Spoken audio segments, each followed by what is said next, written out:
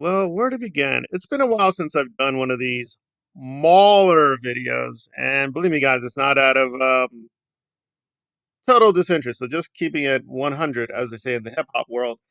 I think I recorded like four things on Alien Romulus, pointing out Mauler's mistakes and problems. Now, we're not going to get into Romulus or the Alien series here, except one or two small references. But I would concede Romulus is a difficult case. So as usual, I came in open minded and I didn't learn anything.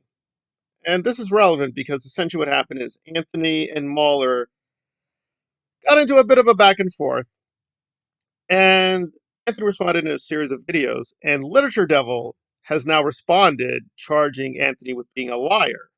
Now, you would think if your video essay is called, okay, liar, you're going to point to lies.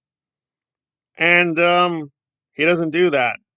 And again, as Literature Devil said, literally at the very beginning, well, he's here to sell his book. So he's just using Anthony's name, which, fair, fair. He's in the discourse. He's just going to use him as a punching bag. It's like, okay, fine. But if this is really an ideological exercise, a political essay in disguise, you should just say that and stop pretending we're having a discussion about art, which we're not.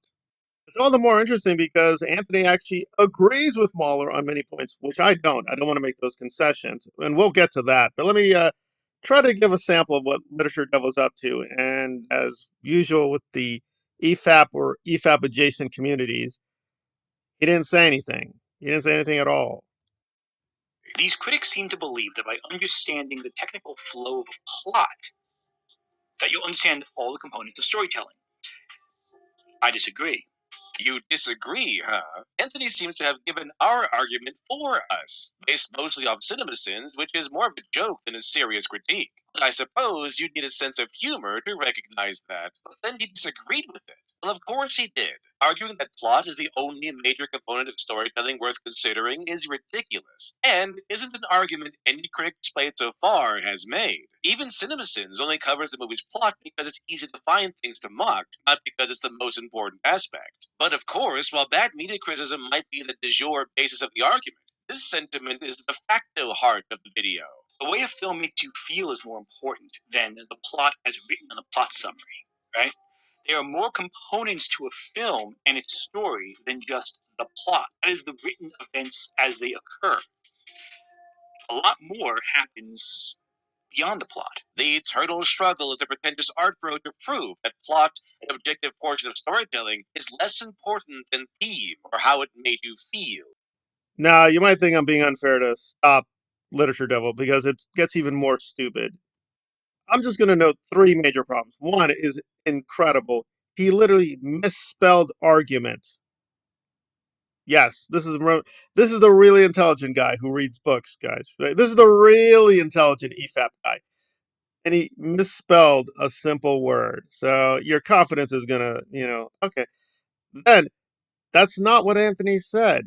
Out of nowhere, he brought in theme. This is a weird thing with the Mauler community. Themes. They get really angry when themes are brought up because it's hard to dodge the issue of themes and a lot of the stories they cover, right?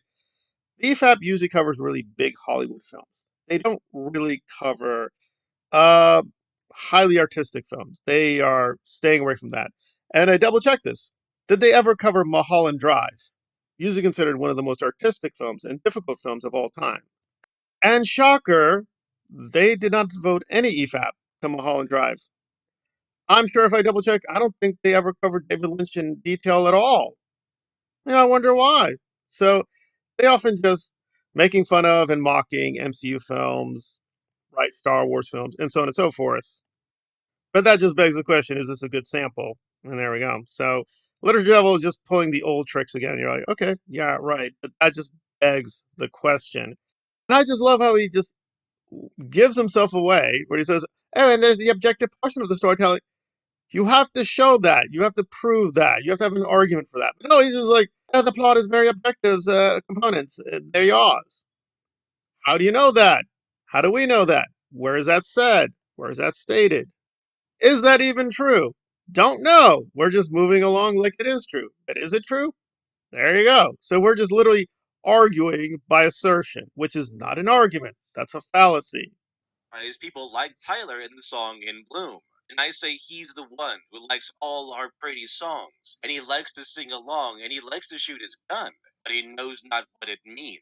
Well, first of all, that no, Cobain is quote talking about art. He is not talking about it in the way Literature Devil sets it up. I mean, the setup is just so stupid. So he does a discussion of the menu, which I've not seen. I have, however, seen this work because the writer for the menu also wrote Begonia, which has now been recently filmed by Yorgos Lanthimos. And I got to be honest, I think this is near perfect. It's one of the best films I've ever seen. It's insanely funny. And we'll get to Begonia more at the end. So, what Cobain is doing is he's mocking some Nirvana fans who listen to the music at a very superficial level, which Literature Devil is replicating, right? So, I want to be very clear. I've listened to a ton of Nirvana songs. However, I did not officially buy the Utero album, and that's critical. That's critical. So in the linear notes, he says, if any of you in any way hate homosexuals, people of different color, or women, please do this one favor for us. Leave us the F alone. Don't come to our shows and don't buy our records.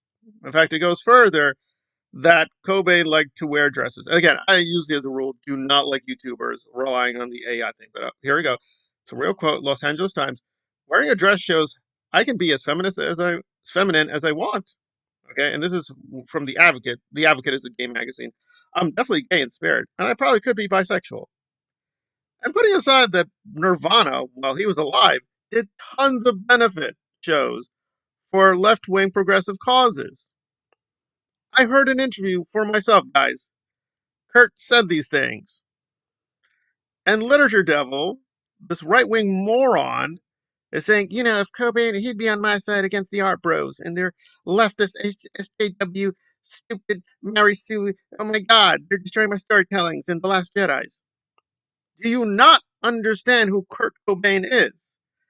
Also, the quote is utterly irrelevant. Now, he did quote Bruce Lee, and even that's a big leap. Okay, at least that's relevant in terms of practicing your craft.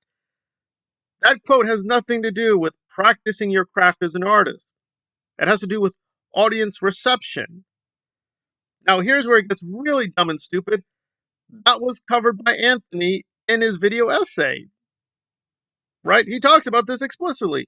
How does the audience receive a message or a theme or a work of art? It just seems there's a bigger problem here of cultures that, and this is from the horse's mouth. You can look these guys up. Roger Scruton and Roger Kimball, who are very strong conservatives, and they've conceded this, saying that a lot of right wing people don't like culture. They're very hostile to it. They hate it. And just to show good faith, Literature Devil does have a good quotation from G.K. Chesterton. It actually contradicts his main thesis, but we'll put that aside. But yeah, trying to find genuine conservative artists like Samuel Johnson, G.K. Chesterton, you go through the list. That's very rare. T.S. Eliot, right? Wallace Stevens, they exist, but they're very rare because, again, the way conservatism works and reactionary ideology, they don't like innovation. They're very hostile to anything that's very spontaneous or creative. That's just how they are. And he's proving it again. Like, why is plot even important? Why does he even care? Say, well, I need a structure. Why do you need? Because I need a mommy and daddy. And I'm like, what? And if you think I'm making that up, no, no, no. He brings in Joseph Campbell saying, the father is the image of stabilities. I need that now more than ever, Anakin's. And as a citation of the good daddy, I am not joking. He literally has a picture of Darth Vader, even though Darth Vader literally translates into dark daddy. In other words, bad daddy. This stuff is a mess. This is for very politically committed right wing people, and they just want another confirmation like, oh, these local leftists are destroying us. Right, whatever. What does that have to do with the art, bro? What does that have to do with storytelling? What is it? Nothing. He's just literally just clinging and slopping and just combining things together and being like, you see, he's another one of our enemies. Okay, nice. So this video essay gets an A for ideology, but in terms of cognitive value, it's like this thing's a 2 out of 10. It's not even well edited. He's just he's literally clipping himself, repeating himself, right? It's an insane postmodern performance. So as a performance artist, a Literature Devil talks well, and I think actually has read a few books, so he's definitely way more intelligent compared to Mahler and Critical Drinker. Yeah, he's definitely way more intelligent, but we end up in the same place that he cannot stand genuine artistic works. So things like Mulholland Drive, Begonia, things that are challenging these categories, challenging genre, really putting under pressure. What is a plot? Why does plot matter? What are characters? Really fundamental films where it's like, I'm not clear this thing has a plot. Especially Mulholland Drive. The plot is complete spaghetti nonsense. That's not the point of the film, right? You have to try to assess these works seriously. Same thing with Nirvana. You don't just read the surface level, even though that lyric gives it all away, saying, yeah, these are the people that like to shoot a gun all the time. Like Cobain is literally signaling to you a lot of these right wing morons don't understand what we're talking about. And Literature Devil is proving it decades later. Like, that is mind blowing. This is a song from the 90s, and its message is still true. You just have a lot of superficial right wing grifters who read a few books, listen to a few albums, and they think they know everything. And then you actually quiz them. Well, have you seen Mulholland Drive? Have you? David Lynch? No. My plot needs to be totally objectives and corrects and consistent, Anakin's. And you're like, why? Cause that's my objectivities. And you think about my themes, and you just walk away, and you're like, huh? And they just label you a feminist, woke, trans, black, queer, and you're like, okay. And then they think, see, we won the argument. No, no, you didn't.